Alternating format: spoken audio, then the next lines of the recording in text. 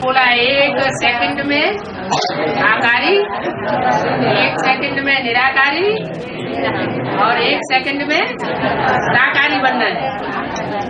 ये प्रैक्टिस जल्दी जल्दी करना है।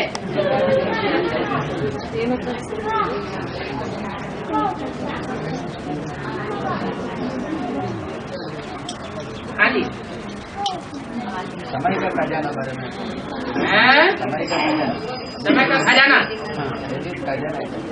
इनको सुबह से शाम तक कोई काम ही नहीं है, ईश्वरीय सेवा का कोई रिजल्ट भी नहीं आता है, ईश्वरीय सेवा करने के लिए निकलते भी नहीं है, तो उनके लिए टाइम के खजाने की कोई वैल्यू है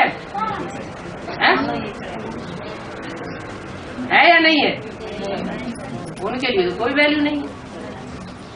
वैल्यू उनको है जिनको ताक लगी हुई है सेवा की, चाहे लौकिक सेवा हो और चाहे वो अलौकिक सेवा में रहने वाले हो।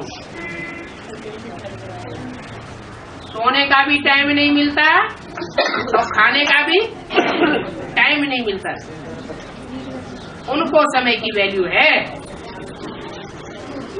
बाकी जिनके पास लौकिक अलौकिक में कोई धंधा ही नहीं, उनको क्या वैल्यू होगी? और बाबा एक कहावत है, हाँ जी, हाथी सोते हैं उसका स्वप्न में सिंह आता है तो हाथी मर जाएगी। हाथी सोने का टाइम उसका स्वप्न में सिंह अगर आए तो हाथी मर जाएगी। हाथी रूपी महारथी इस ब्राह्मण परिवार में कौन है? जिनके कान बहुत बड़े बड़े हैं, बहुत सुना है, जिनका माथा बहुत चौड़ा है, इतना बुद्धि विशाल है चौड़े माथे वाली कि दुनिया को कंट्रोल किए बैठे हैं। ऐसे बड़े बड़े महारथी रूपी हाथी अगर उनके स्वप्न में और संकल्पों में जो भारतीय स्टाम्प में 3 शेर दिखाए जाते हैं, उन शेरों में से जो ऊंचे से ऊंचा शेर है, अगर वो स्वप्न और संकल्पों में आ जाए और आता रहे तो उनकी अनिश्चय रूपी मृत्यु निश्चित है। उनको कोई नहीं रोक सकता।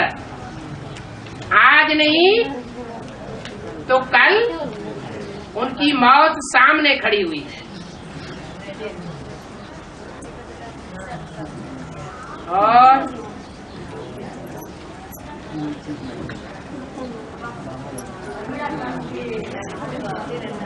जी पूरी बात तो बोलो। बड़मूला क्या? बड़मूला ब्रह्मा बाबा को कहा जाता है बेहद में, उससे बड़ी जड़ कोई नहीं है। हाँ जी, अरे संगी साथियों के कान में कह दो तो वो बोल दे।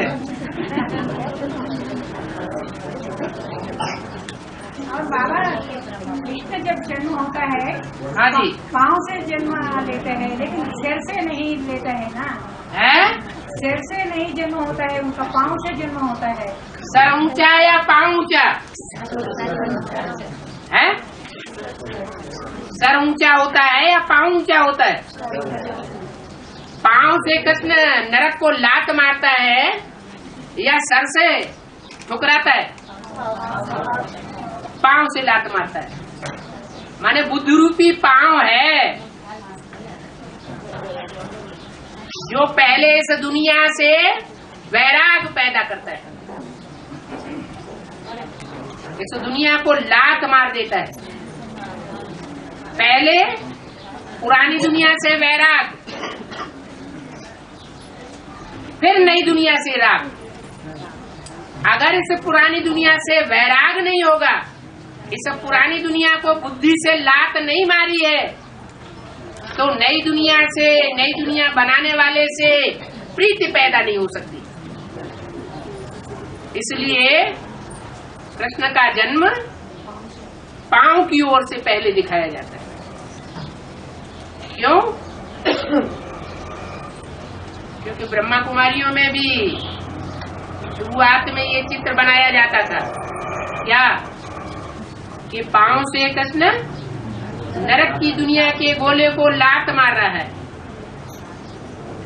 और बुद्धि रूपी हथेली में नई दुनिया को देख रहा है। तो पहले क्या करता है? पहले लात मारता है।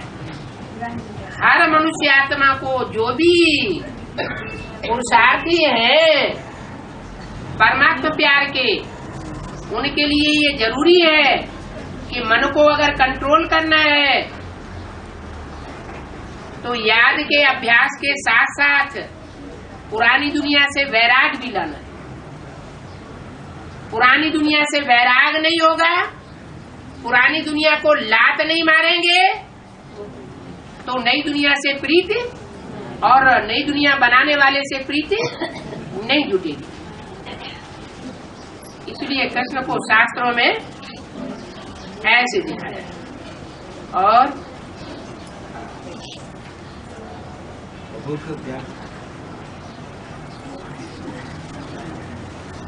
कह तो दिया प्रभु के प्यार क्या होता है, अभी नहीं बताया। तन से, मन से, धन से, समय से, संपर्कियों से और संबंधियों से 1% भी और किसी को देने के लिए तैयार नहीं होंगे। किसको अर्पण करेंगे? बाप को अर्पण करेंगे। उसको कहेंगे 100% परमात्मा प्यार के अधिकारी।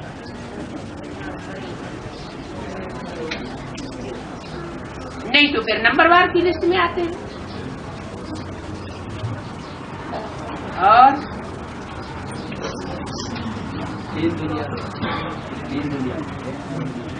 और कोई बातें बार बार क्यों पूछते हैं?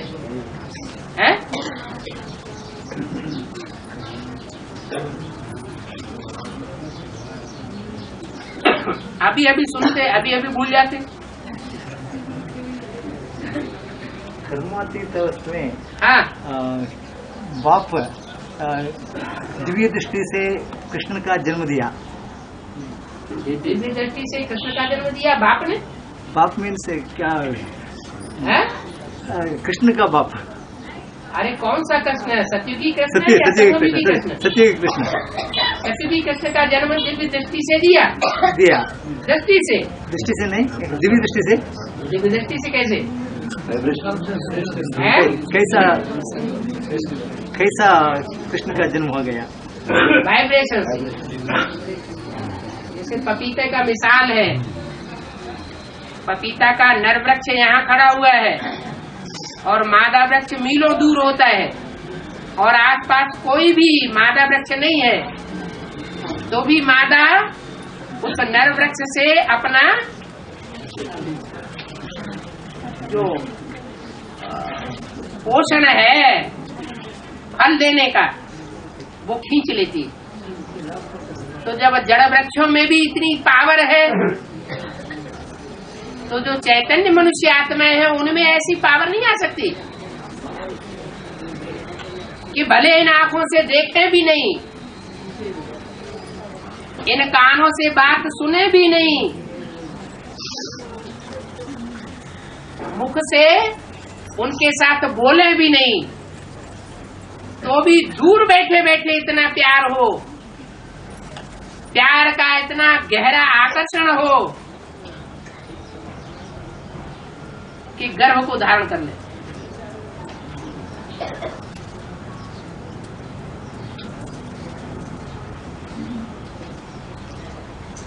ऐसी पावर मनुष्य आत्मा में नहीं आ सकती। आ सकती है।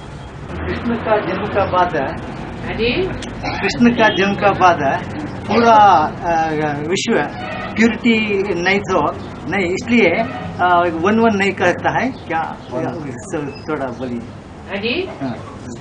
कृष्ण का जन्म का बाद हाँ, थोड़ी पूरा विश्व में प्यूरिटी नहीं, हाँ। इसलिए वन नहीं कहता है क्या?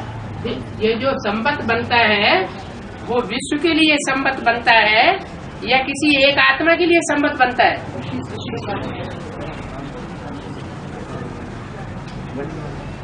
जो ईसवी संबत है, अभी चल रहा है 1905, अथवा जो विक्रमादित्य संबत है या जो शक संबत है, वो सारी दुनिया की मान्यता के लिए होता है या कोई एक आत्मा के लिए होता है?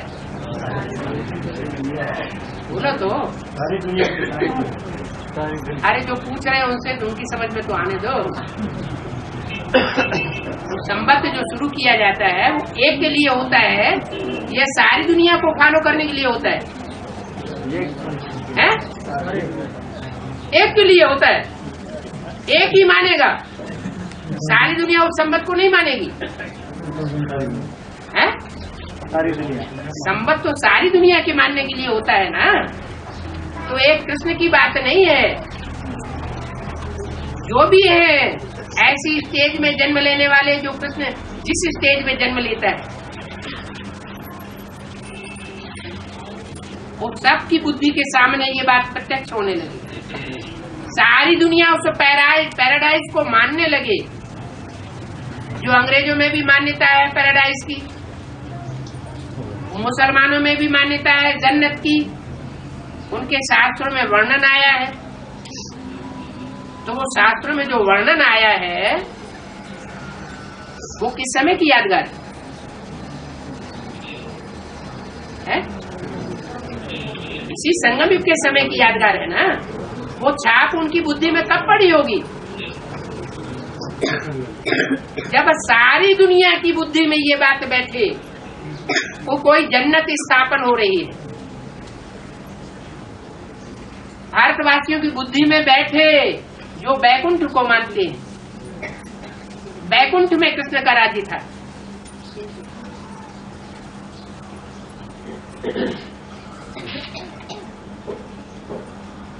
तो सभी मानेंगे,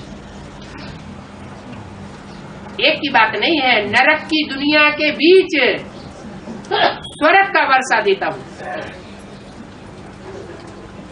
प्रैक्टिकल वर्षा देता है या सिर्फ मन से समझने की चीज है? जैसे सन 76 के लिए बोला नई दुनिया स्थापन हो जाएगी, पुरानी दुनिया का विनाश हो जाएगा, ऐसे बोला क्या? वो तो शुरुआत की बात बोली, लेकिन भगवान आया है प्रैक्टिकल में स्वर्ग स्थापन करने के लिए। प्रैक्टिकल में नई दुनिया स्वर्ग स्थापन करके जाएगा और पुरानी दुनिया का विनाश भी करा के जाएगा। आग लग के पूरी होती है, फिर मैं यहाँ क्या करूंगा? चला जाऊंगा। और आग पहले लगती है दुनिया में या स्थापना पहले होती है?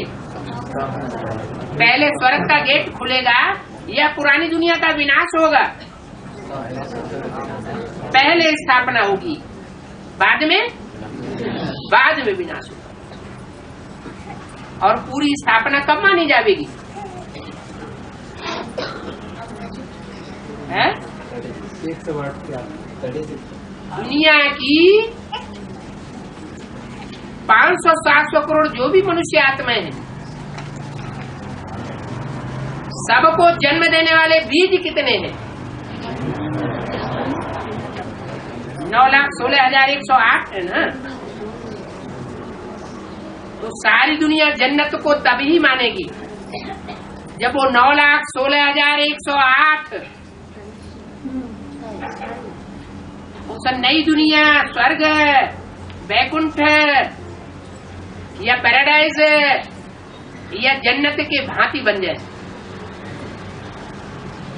अगर उन 9,16,108 में से एक भी भांति बनने से रह गया तो 500-700 करोड़ की दुनिया में जो उसके फॉलोअर्स होंगे, उस बीज से पैदा होने वाले, वो मानेंगे पैराडाइज को, जन्नत को? मानेंगे या नहीं मानेंगे? नहीं मानेंगे। समझ में आ गया? यार तो कोई ऐसी बात नहीं है कि बोल नहीं सकते हैं, खुला दरबार है। कोई बात अटक रही है तो पूछो। कृष्णा के जन्म के बाद सभी पूरा क्या स्वर्ग होता है या नहीं? पूरा एकदम एक आत्मा की जन्म लेने से स्वर्ग हो जाएगा पूरा? पूरा स्वर्ग तो तभी प्रत्यक्ष होगा जबकि 16,108 और 9 लाख वो सब मौजूद हो। सब कहेंगे सतयुग की पूरी स्थापना हुई, चढ़ती कला संपन्न स्टेज को पहुंच गई। फिर कृष्ण का जन्म के बाद श्री कृष्ण का जन्म स्वर्ग में होता है बोलता है। हाँ, स्वर्ग में होता है। हाँ, तो क्या हुआ? स्वर्ग में पूरा स्वर्ग नहीं अभी तो बताया, नरक की दुनिया के बीच स्वर्ग का वर्षा देता हूँ। सुनते जाते भूलते जाते। यज्ञ के आज में भी सैंपल दिखा दिया। कराची में हिंदुस्तान पाकिस्तान के बीच में खून की नदियां बह रही थी, पूरा नरक का नजारा था। ट्रेनें की ट्रेनें काट डाली गई और वो संगठन ब्राह्मणों का बड़े आराम से पालना ले रहा था परमात्मा प्यार कराची में। ये तो फाउंडेशन का छोटा सा रूप था। तो नरक की दुनिया के बीच स्वर्ग का नजारा दिखाया ना, प्रैक्टिकल बात हुई ना। ऐसे अंत में भी होगा। हाँ जी बाबा, कराची का बात है बाबा। हाँ जी, कराची का बात। कराची में एक पठान था। हाथ उठा के बोलिए जरा, देख नहीं पा रहा हूँ। हाथ उठाइए।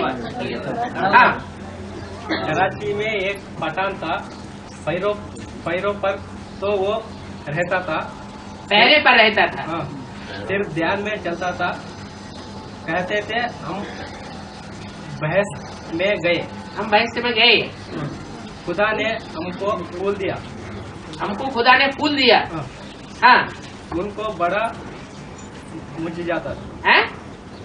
उनको बड़ा मजा आता था। उनको बड़ा मजा आता था। हाँ, बहस में जाने से। ये ध्यान की बात बताई या प्रैक्टिकल बात बताई? अरे ये साक्षात्कार की बात बताई या प्रैक्टिकल में उसको फूल मिल गया चैतन्य? मूल पॉइंट तो है, लेकिन उसका आगे पीछे देखो। वो आत्मा ध्यान में जाती थी, ध्यान में जाने से, साक्षात्कार में जाने से उसको ऐसा अनुभव होता था कि खुदा ने हमको फूल दिया है। यहाँ तो ये प्रैक्टिकल ज्ञान है ना। यहाँ तो 21 जन्म के जोड़े बनने हैं, तो फूल मिलेंगे नहीं क्या? है 84 जन्मों का हिसाब किताब क्लियर होगा या नहीं होगा? है होगा। कौन सी आत्माओं का किन आत्माओं के साथ कैसा कैसा हिसाब किताब है जन्म जन्मांतर का, वो सब क्लियर होना है या नहीं होना है? तो सभी अनुभव करेंगे। एक पठान की बात क्या है? वो पट्ठा तो ऑन हो गया,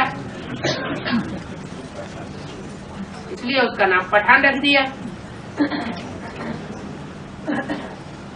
और भक्ति मार्ग वालों की मान्यता हुई कि जो एक बार माउंट आबू में पहुंच जाएगा वो स्वर्ग में जाएगा। तो वो मान्यता उन्होंने काबा के लिए लगाई हुई है कि वो काबा में पहुंच करके फिर बाद में भले जहाज में डूब जाए, मर जाए, लेकिन वो जन्नत में जाएगा। है बात कहाँ की? काबा की बात नहीं है, यहाँ की बात है।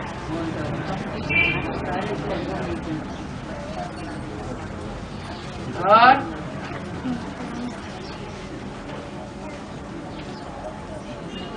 बाबा 76 में जो बाप का प्रत्यक्ष करने का जो बीज रूप आत्मा है वो अष्टदेव की लिस्ट में आते हैं और नहीं आते? जो देव होंगे,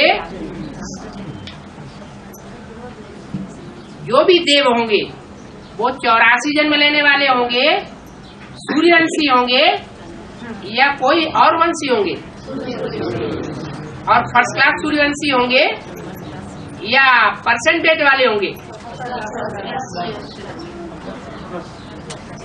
तो जो सूर्यवंशी है वो देवता बनते हैं, उनको ही पक्का देवता कहा जाता है। जो चंद्रवंशी होंगे उनकी तो 2 कलाएं कम हो गई। उनके मुकाबले जो कम जन्म लेने वाले हैं या थोड़े ज्यादा जन्म लेने वाले हैं लेकिन 84 जन्म लेने वाले नहीं है, वो भी उतरती कला के चंद्रवंशी हुए या सूर्यवंशी कहे जाएंगे। वो भी उतरती कला के चंद्रवंशी हुए, माने 83 जन्म लेने वाला ही क्यों न हो, वो भी पक्का ब्राह्मण सो पक्का देवता नहीं कहा जाएगा। पक्का देवता 84 जन्म लेने वालों को कहा जाता है। उन 84 जन्म लेने वालों की लिस्ट में जो सूर्यवंशियों की बीज रूप आत्माओं का मुख्य जखीरा होगा 12 का माला में, उस जखीरे में मुख्य आत्मा कौन सी होगी? है सूर्य। तो सूर्य देवताए नमः कहा जाता है या नहीं? उसे देवदेव महादेव कहा जाता है या नहीं? फिर देवों की लिस्ट में क्यों नहीं आएगा? और बीज रूप आत्मा बाप का प्रत्यक्ष करने का निमित्त है, बाप का प्रत्यक्ष करने का जो निमित्त है बीज रूप आत्मा, उसका विदेशी विधर्म में है, कौन? अष्टदेव उसमें आते हैं नहीं है? 76 में वो नष्टदेव की लिस्ट में आ सकते हैं, अष्टदेव की लिस्ट में नहीं आ सकते। हाँ जी।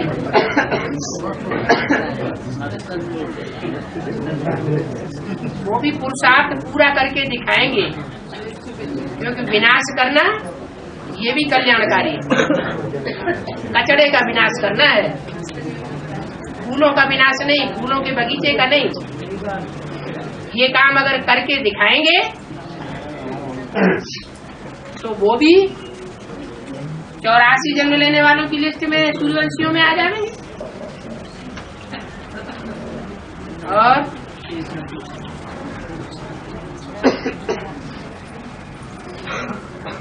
अंत में वो भी आना है। हाँ जी, अंत में वो आत्माएं भी आना है ना। आज में आए होंगे तो अंत में नहीं आएंगे। आज तो अंत ये फिक्रा झूठा हो जाएगा।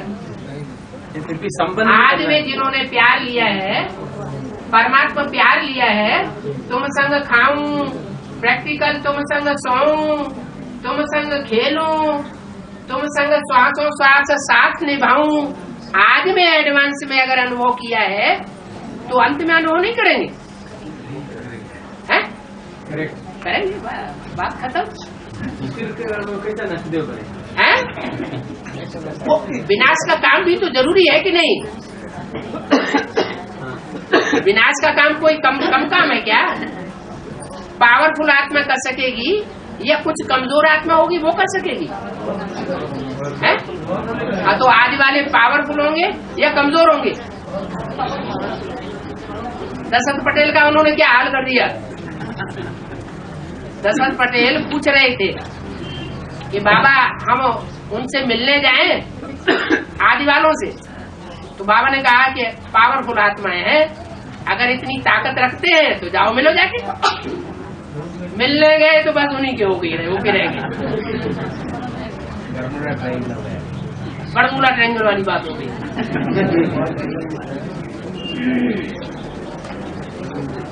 हाँ जी, हमने बीके सेंटर में गया था हाँ जी। उन्होंने बोला हमारे पास भगवान नहीं तो देश विदेश में इतना सेटल हो रहा है हाँ। और बहुत लोग आ रहे हैं, ऐसा क्वेश्चन मुझसे पूछा। ऐसे पूछा? तुमने कहा नहीं कि आचार्य ऋषि के भी तो बहुत सेंटर है, महेश योगी के ढेर सारे सेंटर है और महात्माओं के भी ढेर सारे सेंटर है, विदेश में भी है, स्वदेश में भी है। तो उससे भगवान साबित हो जाते क्या? भगवान 5 पांडवों के लिए साबित होता है या सारी दुनिया के लिए पहले साबित हो जाता है? किसने पहचाना? जवाब देते उनको। मुट्ठी भर 5 पांडव थे जिन्होंने पहचाना, तब थोड़े पहचान लेते शुरुआत। निरुमा माता टीवी में देखा है, जी देखा देता है। निरुमा माता 9 o'clock टीवी में देखा देता है सुबह सुबह। कौन माता? निरुमा माता जैन माता है। जैन माता है कोई? निरुमा माता। निरुमा वो आप देखते हैं? बहुत देखते हैं?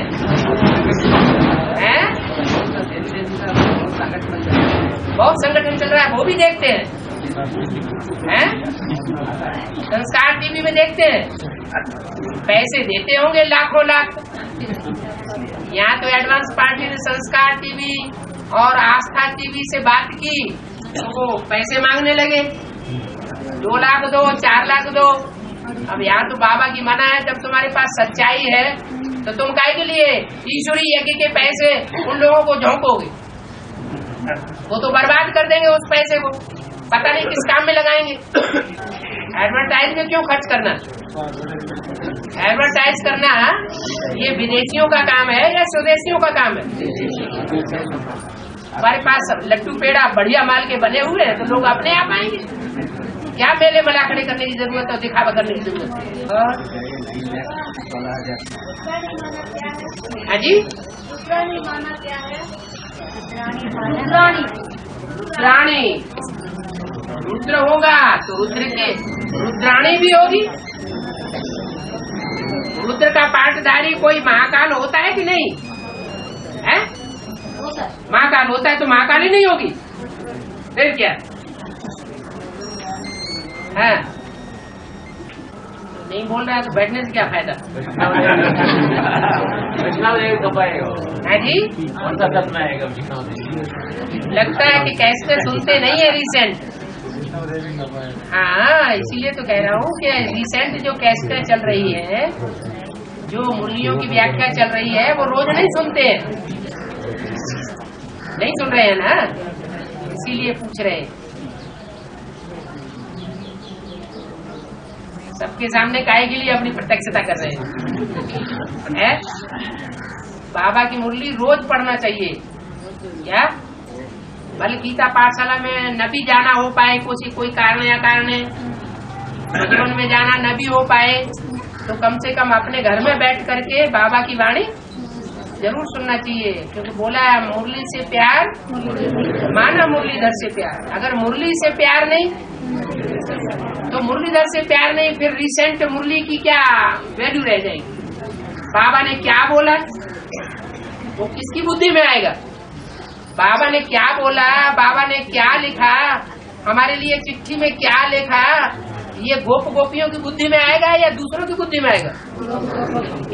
जो गोप गोपी के रूप में गुप्त पुरुषार्थी होंगे उनको लगन लगी हुई होगी कि बाबा ने क्या बोला।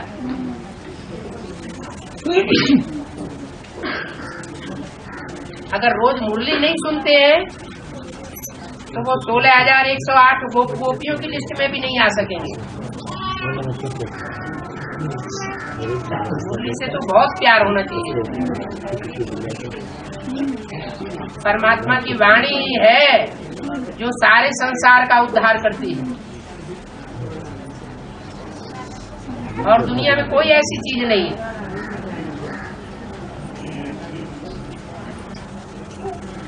याद की यात्रा है वो भी वाणी के ऊपर आधारित है। जितना गहरा ज्ञान होगा उतनी याद की यात्रा भी गहरी होगी। ज्ञान नहीं होगा तो याद भी अच्छी नहीं लगेगी। ज्ञान माने ज्ञान, जानकारी। अरे कान में फुसुर फुसुर क्यों कर रहे, बोलो ना। सभी लोगों को मन में है? सभी लोगों को हमारा हिंदी भाषा हमको हिंदी भाषा नहीं आता है। अच्छा, जो हिंदी भाषा आसपास बैठे हुए जानते हो उनके कान में बता दो।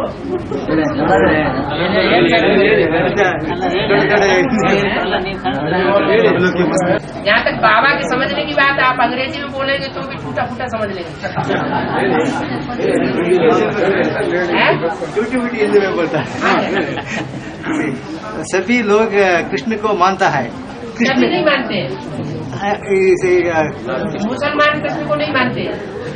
अच्छा, मुसलमानों की जयंती दुनिया में बहुत है, क्रिश्चियन से ज्यादा थी। आदि सनातन देवी देवता धर्म का लोग मानता है। हाँ जी, मानता। कृष्ण का बाप को क्यों नहीं मानता है? क्योंकि उन्हें बहुत प्योर सोल है, उनका प्योर सोल का जन्म दिया, प्योर सोल का जन्म दिया। जन्म का बाप क्या लौकिक बाप, कृष्ण का लौकिक बाप को लोग नहीं मानता है। क्यों नहीं मानता है? कौन से कृष्ण की बात आप करते हैं ये नहीं समझ रहा। सत्य के कृष्ण के, सतयुगी कृष्ण की बात करते हैं। अच्छा, संगमयुगी कृष्ण की बात तो नहीं कर रहे हैं ना?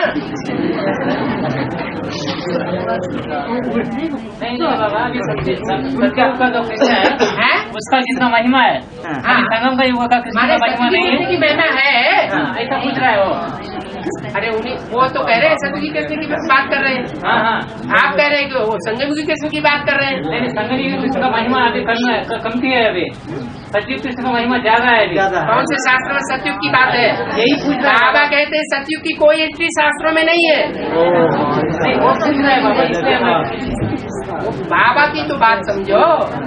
बाबा मुरली में कहते हैं सतयुग के कृष्ण की, त्रेता के राम की कोई हिस्ट्री शास्त्रों में नहीं है। वो सतयुग त्रेता की बात है, मैं आकर के बताता हूँ।